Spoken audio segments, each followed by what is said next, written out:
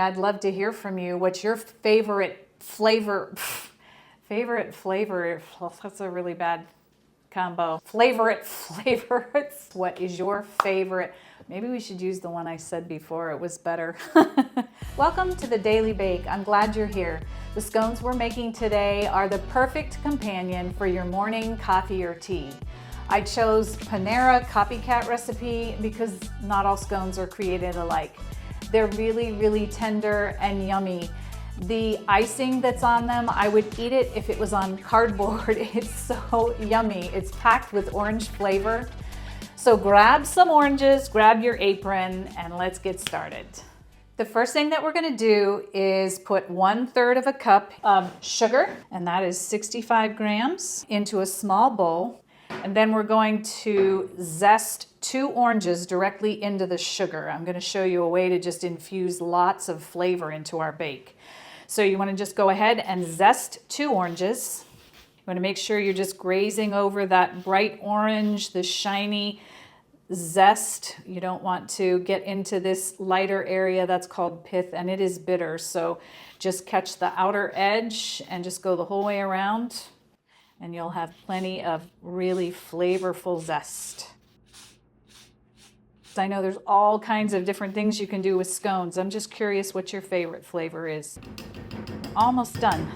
So we have our zest in here from the 2 oranges. Now I'm just going to show you, this is filled with the natural oils and the aroma. Oh my goodness, it's so amazing. And what we want to do is work this between our fingers, and this is actually just drawing those oils out of the zest. There's so much flavor in there. As you keep rubbing this, you're gonna see very quickly the texture is getting damp and the color is changing to orange. This gives you such an advantage to a flavorful bake rather than just dumping the zest right into the flour. This is a good way to go. So we're gonna put this aside, and the next thing we're gonna do is mix our dry ingredients together. We're going to put 2 cups of flour into a large bowl. That is 250 grams. And we're using 2 leavening agents, 1 teaspoon of baking powder, that is 4 grams, 1/4 teaspoon of baking soda, that is 1.5 grams, and 1/2 teaspoon of salt. That is 3 grams. We're going to whisk that. We want to make sure that there are no lingering lumps of the baking soda or the baking powder. They can be very bitter if they end up lingering in there. Once you get that nice and smooth, go ahead and add your sugar in. And you want to give that a little stir. Now it's time to cut butter into this mixture. We're adding 8 tablespoons or 113 grams of nice cold butter. Like, this is cold. And I know if you've watched any of my videos, I'm always saying room temperature, not for this occasion. Scones, the key is cold. So we want really nice cold butter. And I'm using a grater. If you have any kind of a grater that you might use for cheese or vegetables, they work perfect. The other option is to use a pastry blender. If you're using this, put the butter directly into the flour, and you just want to cut it in until you have a nice coarse meal, maybe like pea-sized bits. This is one of the neatest ways to do it, and I'm just going to show you. It's pretty simple. You just grate the butter until you'll end up with a nice little butter mountain here. So I'm just going to go ahead and grate this in.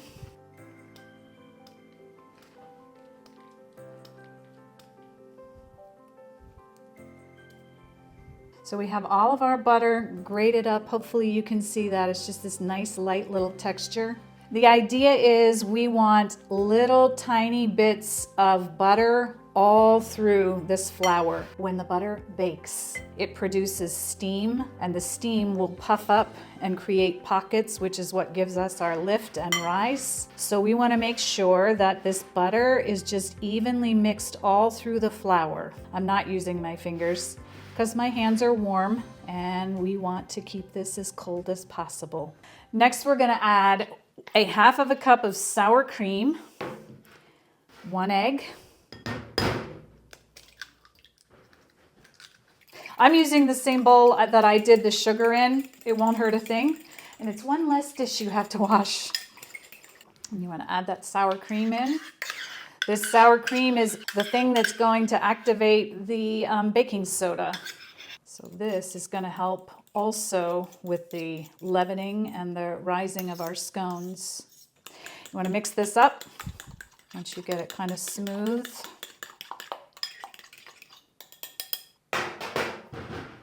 I'm making just a little well in the center.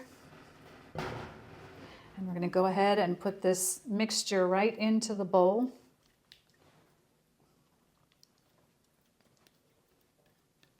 And now I'm going to use my fork and just start tossing these ingredients around a little bit. When you start to see larger clumps forming, then you can start to use your hands.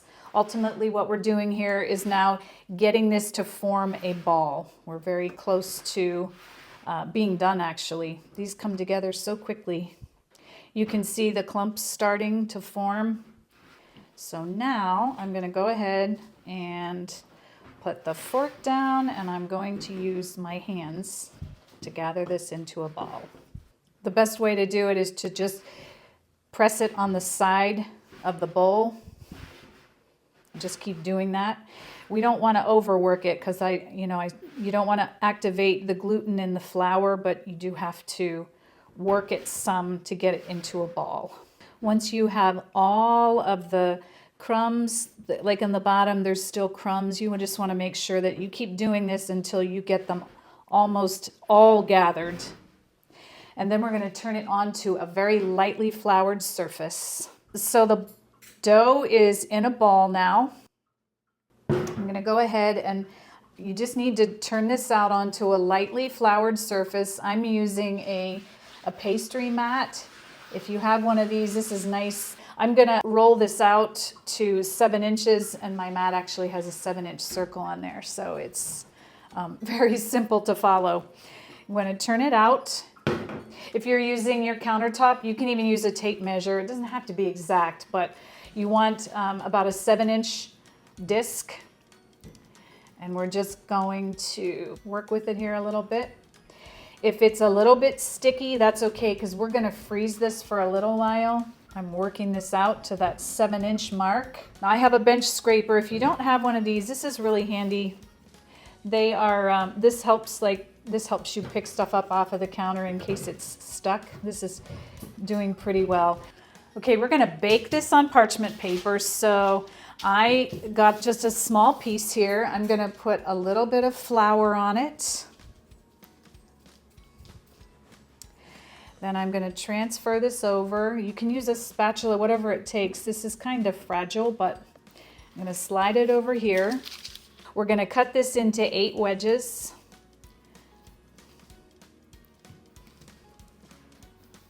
I will put links in the description below for all of the tools that I'm using today.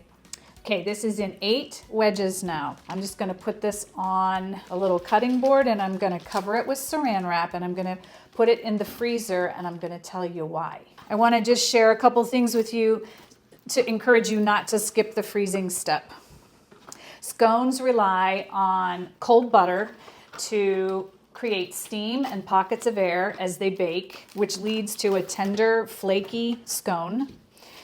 Another reason is scones hold their shape better, and they're less likely to spread out on the baking sheet if they're nice and cold.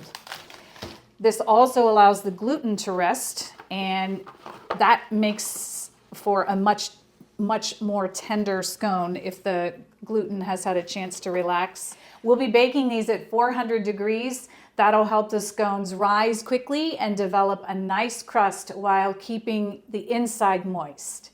So we're going to let these freeze for about 30 minutes at least. I'll see you back here in a moment. So you're going to want to grab a baking sheet, put a fresh piece of parchment paper on it. Our scones are out of the freezer. And I'm going to go ahead and just give them another cut. Nice and cold, and we want to get them in the oven while they're still like, basically they're frozen. The butter is nice and cold in there. You can actually bake them in a circle if you want. I usually separate them. I just give them lots of space, room to grow.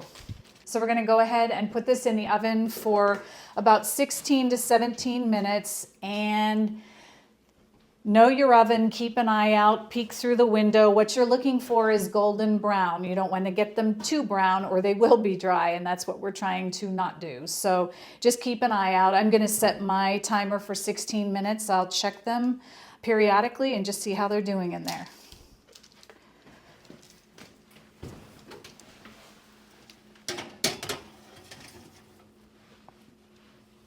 So while our scones are baking, we're going to go ahead and make our orange glaze. One last orange. We're going to go ahead and zest one orange right into our bowl.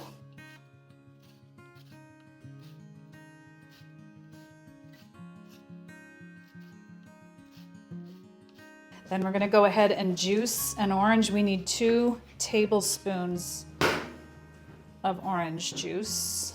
These are so pretty, aren't they?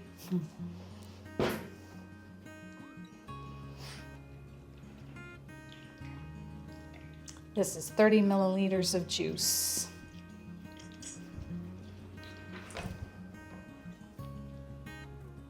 So we'll go ahead and measure into our little cup here. 2 tablespoons. You want to make sure you run it through a little sieve because there's usually pulp and seeds and other things lingering. Go ahead and just put that right into the bowl. You need 1/4 teaspoon of vanilla. That's 1.25 milliliters. We have 3 tablespoons of melted butter. That's 42 grams. And then we're adding 1 cup of powdered sugar. This is 120 grams. And this is super simple. It is absolutely dreamy, yummy, wonderful. And this is all you do. Just give it a stir until it's nice and combined. And we'll be ready to put it on our scones after they cool. Just want to stir it till it's smooth. And I usually take advantage of having one of these flexible spatulas.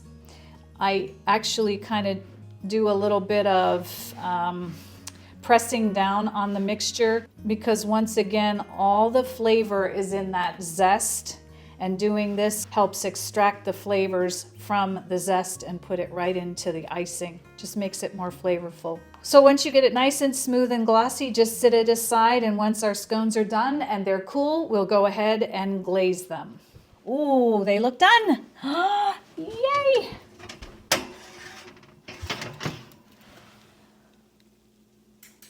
They are golden brown. They look lovely. And they smell out of this world. Wow. All right. Get these on a cooling rack. These turned out absolutely beautiful. They are light and puffy. They held their shape. They did exactly what they were supposed to do. And they are golden brown. I can feel they're nice and tender. They're so soft, gorgeous. We will let them cool maybe 15, 20 minutes, up to a half hour, however long it takes, and then we'll glaze them. So the scones are cool. They look amazing. They smell even more amazing. I'm putting them in a baking sheet because I'm going to spoon the glaze over, and rather than it getting all over the counter, it'll go onto the baking sheet. So we are going to spoon the glaze on top of each of the scones.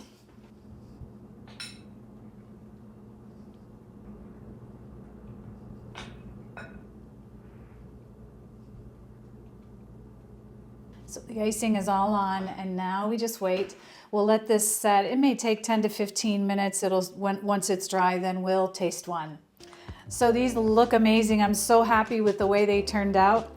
I can't wait to try a bite. They smell so good.